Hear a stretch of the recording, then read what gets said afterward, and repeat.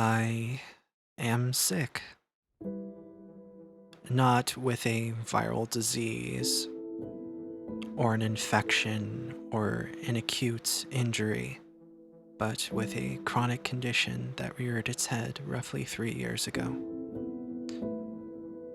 1 month before it all started, I was driving home for winter break from college, out of state. It was cold, raining, and that rain was turning into ice on the interstate. I should have stayed at my college apartment one more day to let the weather pass. Even as I was going below the speed limit, I ended up losing control of my vehicle. If there had been any other cars around, there's a good chance that I and or someone else could have been seriously injured or killed. My car spun 180 degrees across the dual lane and crashed into the metal fence on the left side border. The passenger side of the car slid along the fence until it eventually came to a stop. From what I can remember, the initial impact didn't leave any scrapes or bruising on my body, but I was whipped from side to side, and I believe I had some minor rib pain. My car was considered totaled due to the amount of damage it took. The money my family and I had been saving up for a different personal expense of mine was instead used to secure a new, used vehicle that I had planned to use to make my way back to college after break was over. Little did I know that I wouldn't be returning to campus ever again. 1 month after the accident, I was turning in for the night after a very normal day. There was no warning, no prelude to what was about to happen next. I slid into bed, put my head down on my pillow, and closed my eyes. Then it began. My heart started stopping, skipping, pulsing back into rhythm with a painful beat that radiated into my throat. My chest began to ache, my breathing became more labored, my overall BPM rose significantly, and a sense of dread crept into me. I don't have a history of anxiety or panic attacks, and I knew something was very wrong. Was this a heart attack? Aren't I too young for something like this? I'm in good shape, too. What's happening to me? And it didn't stop. I was brought to the emergency room where I was given an EKG, x-rays, and fluids. But, thanks to my luck, the skipping heartbeat part of my symptoms subsided, leaving me with all of the other issues and no answers from the doctors and nurses on staff. They gave me anti-anxiety medication and eventually sent me home. The medication did nothing. For the next few days, I could barely eat, and I was in and out of the emergency room due to the relentlessness of my condition. We eventually stopped going to the ER. When I was 5 or 6 years old, I was taken into a top-of-the-line medical center due to my inexplicable urge to stretch and contort to alleviate strange muscle sensations I had in my limbs and neck. After a week of tests, it was discovered that my spine was misaligned. Over the next few years, I regularly went to chiropractic care for therapy and adjustments. After a while, it seemed the problem had finally been solved. Because of my history with this, my family and I theorized that this insane turn of events was linked to my seemingly genetic spinal issues.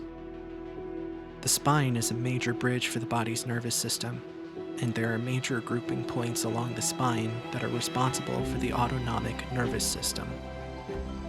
The autonomic nervous system is responsible for major automatic functions, such as the heart, the diaphragm, and the digestive system. All of these being systems that were currently failing me. So I restarted my chiropractic therapy in 2023. An x-ray revealed that my cervical structure was very misaligned, and had proof of minor stenosis. Unfortunately, this info would be set aside as I went to heart and neurological professionals. MRIs, CTs, EKGs, stress tests, tilt tables, a sleep study, gastroscopy, biopsy, blood work after blood work. My symptoms have grown in variety and intensity, waxed and waned on a daily basis, are major limiters on some days and absolutely crippling on others. And all of this is still happening today. I have no diagnosis, no peace, and currently, no visible path forward. What we have found and what I can currently share is this. I have multi-level degenerative spondylosis, bulging discs, bone spurs, cervical stenosis, a cystic cluster on the ascending aorta of my heart, and a diaphragmic anomaly that may be a herniation or irritation.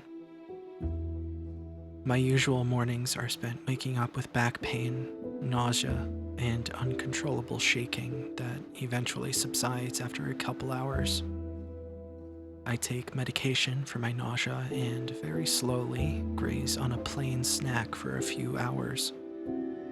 Even minimal activity can cause a major cardiac flare, giving me tachycardia, beat skipping, dizziness, and other symptoms. Eating a regular meal also sends me into an episode, at least most of the time.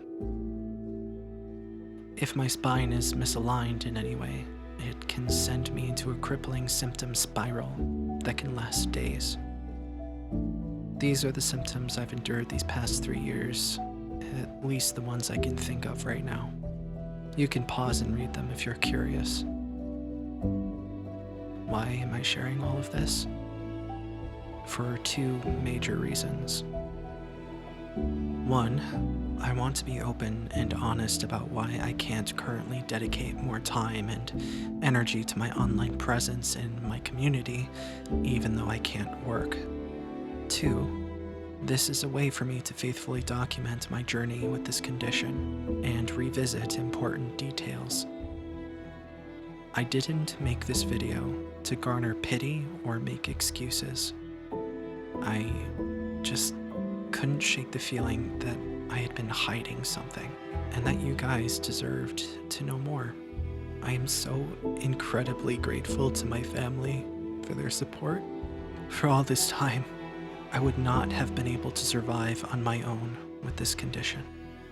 And I hope that one day this will all just be a terrible memory, and that somehow I can repay them for taking care of me. And to all of you who are watching this, thank you for even just watching my content or listening to my music. This is not a goodbye. I'm far from finished, and for as long as I'm still alive and able, I won't be giving up. I'm too stubborn to let go of my dreams, and I'll continue to fight for whatever future is waiting for me. Thank you so much for watching.